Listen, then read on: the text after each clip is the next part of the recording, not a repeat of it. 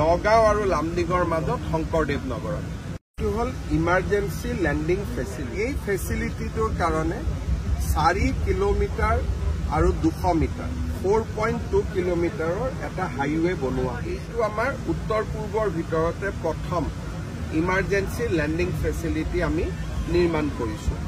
কিন্তু ভাৰত চৰকাৰে ইতিমধ্যে আৰু 2টা ইমাৰ্জেন্সি লেণ্ডিং ফেচিলিটি আমাক অনুমোদন কৰিছে।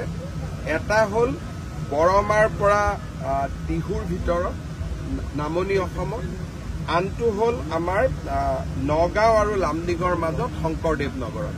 মুখ্যমন্ত্ৰীৰ দায়িত্ব লোৱাৰ সময়তে মই উজনি অসমৰ ৰাইজক প্ৰতিশ্ৰুতি দিছিলো যে আমাৰ নিৰ্বাচনৰ আগতে নুমলীগড় ডিব্ৰুগড়ৰ নেশ্যনেল হাইৱে এক্সপানশ্যনৰ কাম আমি সম্পূৰ্ণ কৰিম। যে ফেব্ৰুৱাৰী মাৰ্চলৈকে এই গোটেই নেশ্যনেল হাইৱেটোৰ নিৰ্মাণৰ কাম আমি সম্পূৰ্ণ কৰিব। মৰাণ ছেকশ্যনত সেইটো হল ইমাৰ্জেন্সি লেণ্ডিং ফেচিলিটি। এই ফেচিলিটিটোৰ কাৰণে 4 কিলোমিটাৰ আৰু 200 মিটাৰ 4.2 কিলোমিটাৰৰ এটা হাইৱে বনোৱা হৈছে। এইটো আমাৰ উত্তৰ পূৰ্বৰ ভিতৰতে প্ৰথম ইমাৰ্জেন্সি লেণ্ডিং ফেচিলিটি আমি নিৰ্মাণ কৰিছো। কিন্তু ভাৰত চৰকাৰে ইতিমধ্যে আৰু 2টা ইমাৰ্জেন্সি লেণ্ডিং ফেচিলিটি আমাক অনুমোদন কৰিছে।